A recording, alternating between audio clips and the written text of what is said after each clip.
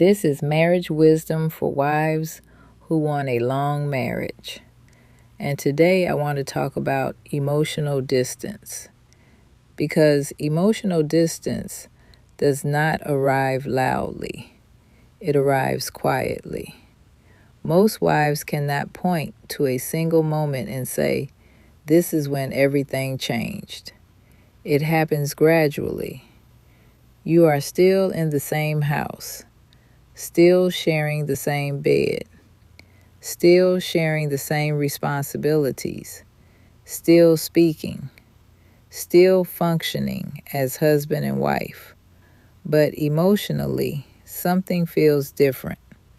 Not broken, not destroyed, just different, less open, less safe emotionally, less connected in the way it used to feel. And that difference is emotional distance. Emotional distance does not mean love disappeared. It means emotional safety weakened somewhere along the way.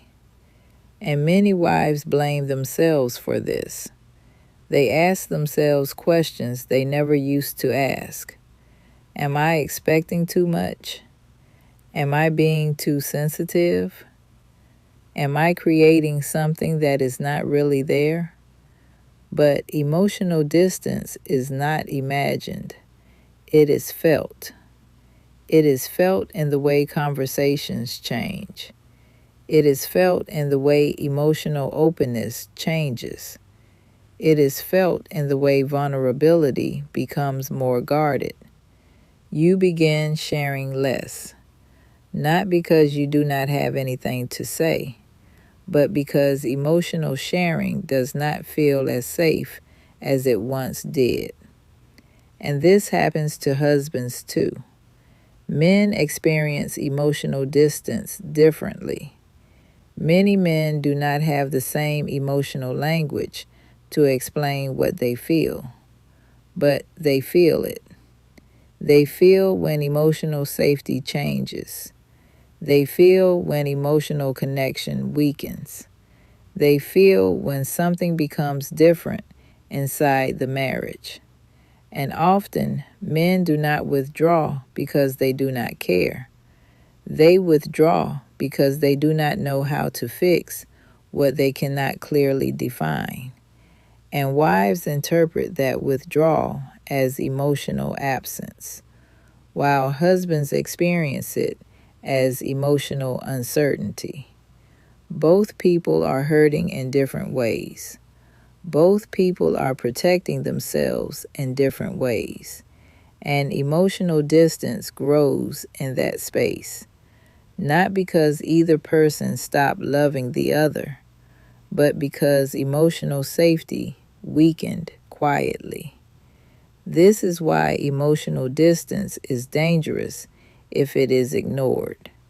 Because emotional distance, if left unaddressed, becomes emotional loneliness. And emotional loneliness inside marriage is one of the most painful experiences a wife can carry. Because you are not physically alone, but emotionally you feel alone. And over time, emotional loneliness becomes resentment.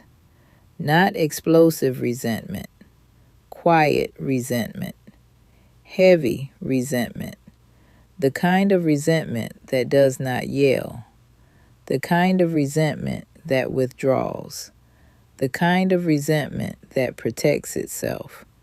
But this is where long marriages separate from short marriages. Long marriages do not survive because emotional distance never happens. Long marriages survive because emotional distance is recognized early, and someone chooses reconnection.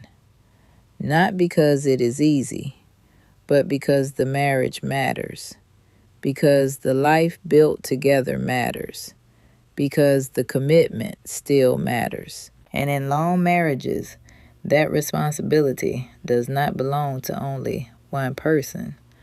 Both husband and wife carry that responsibility.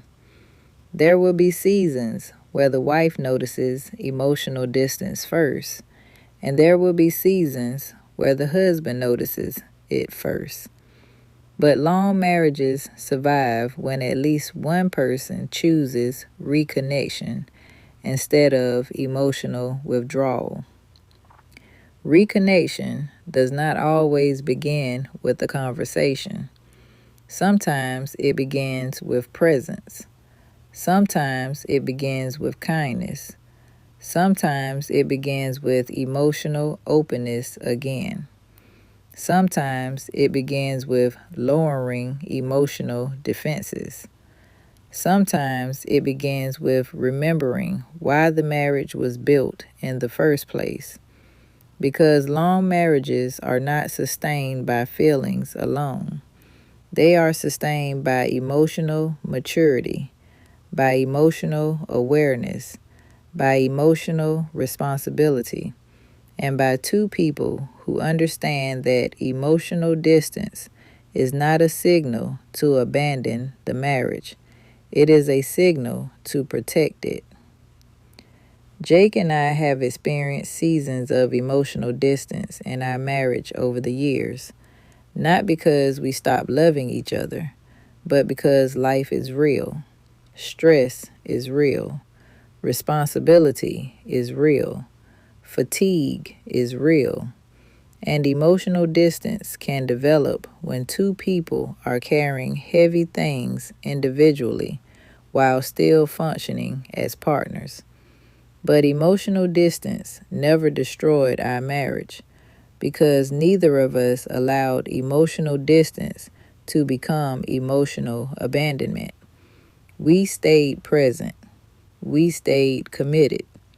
We stayed aware. And over time, emotional connection was restored. Not perfectly, but consistently. Because long marriage is not about perfection. It is about stability. It is about commitment. It is about emotional endurance. It is about understanding that emotional distance is not permanent unless both people stop caring. And long marriages survive because both people continue caring, even when it is hard, even when it is quiet, even when it is not perfect. Long marriages survive because both people continue choosing each other, not just in strong seasons, but in vulnerable seasons too. That is how long marriages are built, and that is how they last. If this speaks to you, subscribe to my channel because this channel is built on real marriage wisdom from lived experience. And if this helps even one person, then I have done what this channel was created to do.